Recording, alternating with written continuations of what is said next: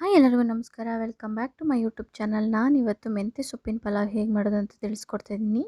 ಬನ್ನಿ ಮೊದಲಿಗೆ ಏನೇನು ಮಾಡಬೇಕು ಮೆಂತ್ಯ ಸೊಪ್ಪಿನ ಪಲಾವ್ ಮಾಡೋಕ್ಕೆ ಅಂತ ತಿಳ್ಕೊಳ್ಳೋಣ.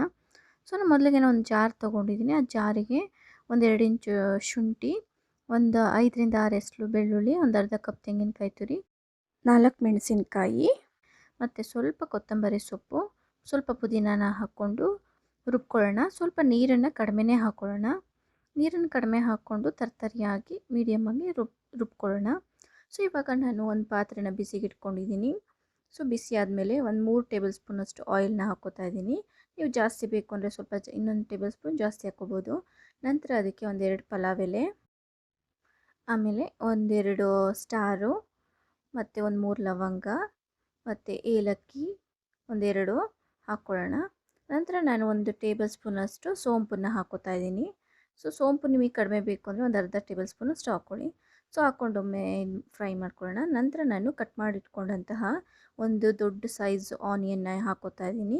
ಸೊ ಆನಿಯನ್ನು ನೀಟಾಗಿ ಫ್ರೈ ಮಾಡ್ಕೊಳ್ಳೋಣ. ಫ್ರೈ ಆದ ನಂತರ ನಾನು ರುಬ್ಕೊಂಡಿದ್ನಲ್ಲ, ಆ ರುಬ್ಕೊಂಡಿರೋ ಮಿಶ್ರಣನ ಹಾಕ್ಕೊಂಡು ಹಸಿ ವಾಸನೆ ಹೋಗೋವರೆಗೂ ನೀಟಾಗಿ ಫ್ರೈ ಮಾಡಬೇಕು. ಪಲಾವಲ್ಲಿ ರುಬ್ಕೊಂಡಿರೋದನ್ನ ಮಿಶ್ರಣನ ನಾವು ನೀಟಾಗಿ ಹಸಿ ವಾಸನೆ ಹೋಗೋ ಥರ ಮಾಡಿದ್ರೆ ತುಂಬ ಟೇಸ್ಟ್ ಚೆನ್ನಾಗಿ ಬರುತ್ತೆ. ಸೊ ಇವಾಗ ಹಸಿ ವಾಸನೆ ಹೋಗಿದೆ. ಅದಕ್ಕೆ ನಾನು ಸ್ವಲ್ಪ ಅರಿಶಿನ ಮತ್ತು ಚಕ್ಕೆ ಪೌಡರ್ನ ಹಾಕ್ಕೋತಾ ಇದ್ದೀನಿ. ನಂತರ ಅದನ್ನು ಚೆನ್ನಾಗಿ ಮಿಕ್ಸ್ ಮಾಡ್ಕೊಳ್ಳೋಣ. ಸೊ ಮಿಕ್ಸ್ ಆದ ನಂತರ ನಾನು ಅದಕ್ಕೆ 2 ಚಿಕ್ಕ ಸೈಜ್ ಟೊಮೊಟೊ ಕಟ್ ಮಾಡಿ ಇಟ್ಕೊಂಡಿದ್ದೆ, ಅದನ್ನು ಹಾಕ್ಕೋತಾ ಇದ್ದೀನಿ. ಸೊ ಅದನ್ನು ಹಾಕ್ಕೊಂಡು ನೀಟಾಗಿ ಫ್ರೈ ಮಾಡ್ಕೊಳ್ಳೋಣ. ನಂತರ ನಾನು ಒಂದು ಅರ್ಧ ಕಟ್ಟು ಮೆಂತ್ಯ ಸೊಪ್ಪನ್ನು ಹಾಕ್ಕೋತಾ ಇದ್ದೀನಿ ಕಟ್ ಮಾಡಿಕೊಂಡು. ನಂತರ ಅದಕ್ಕೆ ಒಂದು ಅರ್ಧ ಕಪ್ಪು ಬಟಾಣಿನ ಹಾಕ್ಕೊಂಡು ನೀಟಾಗಿ ಫ್ರೈ ಮಾಡ್ಕೊಳ್ಳೋಣ.